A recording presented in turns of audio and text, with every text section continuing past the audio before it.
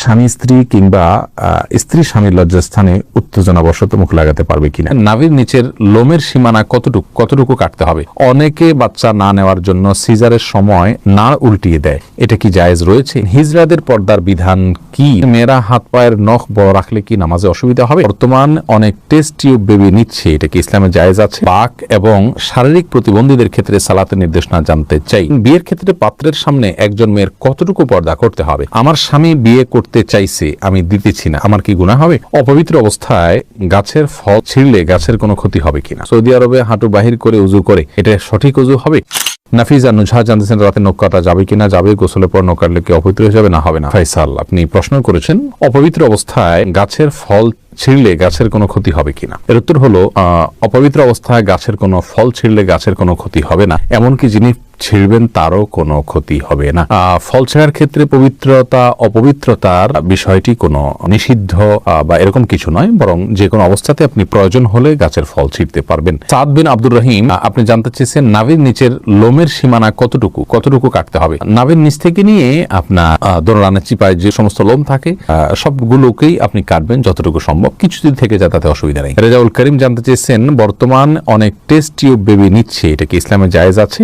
Test tube baby, এটাতে ইসলামের মৌলিক নির্দেশনা হলো যদি স্বামী স্ত্রীর বীর্য এবং শুক্রাণু থাকে এবং আরো কিছু শর্ত আছে, সেক্ষেত্রে মৌলিকভাবে এটি জায়েজ রয়েছে যদি নিরুপায় ব্যক্তি হয় তার জন্য। জাকির কাজী জানতে চেয়েছেন কোন কারণে কবর পরিবর্তন করার বিধান কি? কবর পরিবর্তন করা যেতে পারে বিশেষ কোনো কারণে, আপনার কবরের উপরে হয়তো কোনো গৃহ বা মসজিদ সম্প্রসারণ করতে হচ্ছে, তাহলে সেক্ষেত্রে কবরে যিনি শায়িত আছেন তার ধ্বংসাবশেষকে কোনো একটা ব্যাগে বা কিছুতে নিয়ে অন্য সাধারণ কবরস্থানে একটা কবরে দাফন করে দেওয়া, এটা বিধিবদ্ধ, এটা নাজায়েজ বা গুনাহের কোনো কাজ নয়। তবে সেটা একান্ত প্রয়োজন হলে তখন যে কোনো হেনতন অজুহাতে এরকম করা যাবে না, এটা কবরের বাসীর প্রতি অসম্মান প্রদর্শন হবে সেক্ষেত্রে। তানজিন মিষ্টি জানতে চেয়েছেন মেয়েরা হাত পায়ের নখ বড় রাখলে কি নামাজে অসুবিধা হবে? নামাজ হয়ে যাবে যদি আপনি নখের ভেতরে চিপায় পানি পৌঁছাতে পারেন, তাহলে সেক্ষেত্রে নামাজ হয়ে যাবে, নামাজের কোনো সমস্যা নেই। তবে যদি ব্যাপারটি এরকম হয় যে নিচে পানি পৌঁছাচ্ছে না, অতিরিক্ত হওয়ার কারণে ময়লা জমে যাচ্ছে, তাহলে সেটা একে তো অনুচিত, দ্বিতীয়ত হলো যদি পানি না পৌঁছে তাহলে সেক্ষেত্রে নামাজই হবে না। যেমন নখ যদি বের হয়ে থাকে তাহলে তলার অংশতে পানি পৌঁছাইতে হবে, কারণ বাইর হয়ে আসে, ওইটা আপনার দৃশ্যমান অংশ হয়ে গেল, অতএব ওখানে পানি পৌঁছাইতে হবে, সেখানে আপনাকে পানি পৌঁছাটা নিশ্চিত করতে হবে। যদি করেন তাহলে সেক্ষেত্রে নামাজ হয়ে যাবে, কিন্তু এরকম করাটা অনুচিত। এমডি জান্নাতুল ফেরদৌস জান্নাত, আপনি জানতে চেয়েছেন বাক এবং শারীরিক প্রতিবন্ধীদের ক্ষেত্রে সালাতের নির্দেশনা জানতে চাই। বাক প্রতিবন্ধী যারা, তারা মুখে যদি কোনোভাবে উচ্চারণ করতে না পারেন তাহলে সেক্ষেত্রে মনে মনে আপনার যেগুলো পাঠ করার কথা সেগুলো পাঠ করবেন এবং রুকু সেজদা স্বাভাবিক অবস্থাতে তিনি করবেন।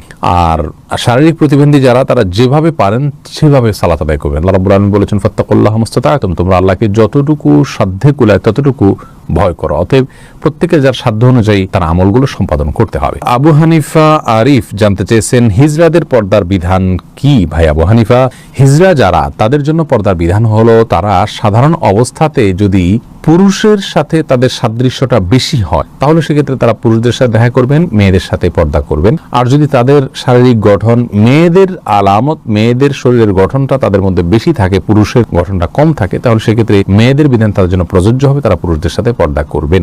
এটা হলো একটি মত এবং সবচেয়ে প্রসিদ্ধ এবং গ্রহণযোগ্য মত। এছাড়া হিজড়াদেরকে নিয়ে আরো নানা রকমের মত রয়েছে ওলামায়ে কেরামের। নার্গিস আক্তার জানতে চেয়েছেন মেয়েদের নামাজ ভাঙতির সময়ে কি কি আমল করা যাবে? যখন নামাজ থাকবে না সে সময় তা নিয়ে সব কাজ করতে পারবেন, শুধু নামাজ পড়বেন না, রোজা রাখবেন না, স্ত্রী সহবাস করবেন না, তওয়াফ করবেন না, এছাড়া সব কাজ করতে পারেন। কোরআনে কারীম স্পর্শ করা বা তেলাওয়াত করা, স্পর্শ করতে পারবেন না, তেলাওয়াত করার বিষয়টি বিতর্কিত বা এটা নিয়ে আলোচনা রয়েছে। অনেক ওলামায়ে কেরাম এটাকে অনুমোদন দিয়েছেন, সৌদি আরবের স্কলাররা অনুমোদন দিয়েছেন, তবে অন্যান্য ইমামগণ এটার অনুমোদন দেননি। কিন্তু তারা তিনি শুনতে পারবেন, জিকির করতে পারবেন, দুরূদ করতে পারবেন, ইস্তেগফার করতে পারবেন, ইসলামিক বই পুস্তক পড়তে পারবেন, এই সমস্ত কাজগুলো করা তার জন্য জায়েজ রয়েছে। তবে স্বামী সেগুলি জানতে চাইছেন অনেকে বাচ্চা না নেওয়ার জন্য সিজারের সময় নাড় উল্টিয়ে দেয়, এটা কি জায়েজ রয়েছে? সাময়িক যদি হয় এটা তাহলে এটা জায়েজ রয়েছে, যদি স্থায়ী হয় তাহলে এটা জায়েজ নাই। মাহমুদুল হোসেন মিমু, আপনি জানতে চেয়েছেন বিয়ের ক্ষেত্রে পাত্রের সামনে একজন মেয়ের কতটুকু পর্দা করতে হবে? সাধারণ চেহারা, মুখাবয়ব, এটা দেখার নির্দেশনা রয়েছে। রাসূল আকরাম সাল্লাল্লাহু আলাইহি ওয়াসাল্লাম একজন সাহাবীকে বিয়ের প্রস্তাব দিয়েছেন কোন একজন মেয়েকে, তিনি বলেছেন ফানজুর ইলাইহা, তুমি তাকে দেখে নাও।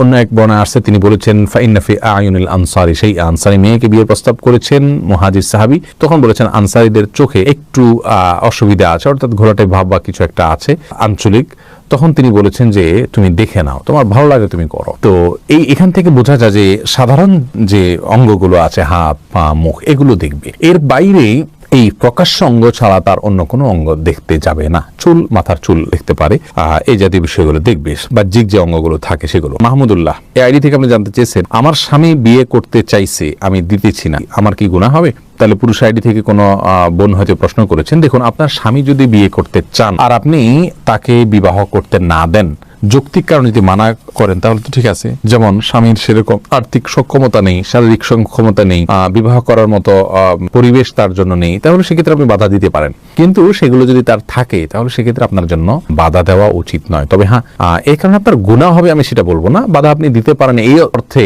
যে আপনি সতীন চাচ্ছেন না, আপনি স্বামীর কাজের পরিণাম তাদের উভয়ের জন্য ভালো হবে না, সেই দৃষ্টিকোণ থেকে আপনি বাধা দিচ্ছেন, তাহলে আপনি দিতেই পারেন, গুনাহ হবে না। কিন্তু যদি আপনার আল্লাহর বিধানের প্রতি আপনার অবজ্ঞা থাকে এবং অশ্রদ্ধা থাকে, তাহলে সেটি ভিন্ন কথা। সেটার কারণে হলে গুনাহ শুধু হবে না, তার কারণে ঈমানও যেতে পারে। বিল্লাল বাঙালি আপনি জানতে চেয়েছেন, সৌদি আরবে হাঁটু বাহির করে উজু করে, এটা সঠিক উজু হবে? উজু হয়ে যাবে ভাই বিল্লাল, তবে হাঁটুর কাপড় সরিয়ে ফেলা এটা জায়েজ কিনা সেটা হলো মূল প্রশ্নের বিষয়। ওযু নিয়ে এটা নিয়ে আপত্তি নেই, হাঁটুর কাপড় উঠায় উযু করলে উযু হয়ে যাবে, বা উযু অবস্থায় হাঁটুর কাপড় উঠে গেলে উযু থাকবে, নষ্ট হয়ে যাবে না। কিন্তু হাঁটুর উপরে কাপড় উঠানো পুরুষের জন্য এটা জায়েজ কিনা, বিশেষ করে অন্য পুরুষদের সামনে, এই নিয়ে ওলামা একরামের এবং ফুকাহা একরামের মতো পার্থক্য আছে যে হাঁটু এটা সতরের অংশ কি না। বিশুদ্ধ মত অনুযায়ী এটা সতরের অংশ। তো তবে সৌদি আরবের ওলামা একরাম এবং অনেকের মতেই আপনার হাঁটু এটা সতরের অংশ নয়। যেহেতু এটা সতরের অংশ নয়, যার কারণে এটা উন্মুক্ত হলে গুনাহ হবে না। এটার একটা যৌক্তিক ব্যাখ্যা এবং কারণ তাদের কাছে আছে, যার কারণে সেটাকে আমরা খারাপ সেন্সে দেখব না। তবে হ্যাঁ, একজন মুসলিমের জন্য যথাসম্ভব লাজ, লজ্জা এবং আপনার এই জাতীয় বিষয়গুলোর প্রতি খেয়াল রাখা উচিত, যাতে করে অন্যের সামনে তার ব্যক্তিত্ব রক্ষা হয়। ওসমান ইবনে আফফান রাদিয়াল্লাহু তাআলা আনহুর পায়ের গোছা পর্যন্ত কখনো দেখা যেত না। তিনি এতটা নিজেকে সংযত রাখতেন এবং কাপড় চোপড়ে আবৃত্তি করে রাখতেন। এটা এক ধরনের ভদ্রতা। যাই হোক, শরীয়তের বিধানের কথা বলতে গেলে যেহেতু একটা শরঈ ব্যাখ্যা রয়েছে তাদের কাছে, যার কারণে সেটাকে আমরা হারাম বা গুনাহ বলতে পারবো না। তারিয়া আলম আপনি জানতে চেয়েছেন, কেউ বদদোয়া করলে এই বদদোয়া কাটানোর জন্য কি করতে হবে? বদদোয়া কাটানোর কোনো সিস্টেম নেই। আল্লাহর কাছে ইস্তেগফার করবেন এবং চেষ্টা করবেন ভালো পথে থাকার জন্য, আল্লাহর কাছে আশ্রয় চাইবেন। এনাম জানতে চেয়েছেন, চিরকুমার থাকা কি জায়েজ আছে? না, চিরকুমার থাকা জায়েজ নাই, যদি কেউ এটাকে সওয়াবের কাজ মনে করেন। হ্যাঁ, দিনের কোনো কাজ, বড় কোনো দায়িত্ব পালন করতে গিয়ে, দিনের জ্ঞান অর্জন করতে গিয়ে তিনি বিয়ে করার সুযোগ পাচ্ছেন না, তাহলে সেটার জন্য জায়েজ রয়েছে, এইটুকু বলা যেতে পারে। তবে রাসূল করিম সাল্লাল্লাহু আলাইহি সাল্লাম বিবাহ না করে থাকার বিষয়টিকে সমালোচনা করেছেন এবং তিনি বলেছেন যে তোমরা বিবাহ করো, বিবাহ আমার সুন্নাহর অন্তর্ভুক্ত। এই জন্য বিবাহ করে, সংসার করে, তার ফাঁকে ফাঁকে ইবাদতবন্দি করে ইলম শিখা, সেটা হলো উচিত এবং উত্তম। রিজওয়ানুর রহমান হৃদয় জানতে চেয়েছেন, স্বামী স্ত্রী কিংবা স্ত্রী স্বামীর লজ্জাস্থানে উত্তেজনাবশত মুখ লাগাতে পারবে কিনা?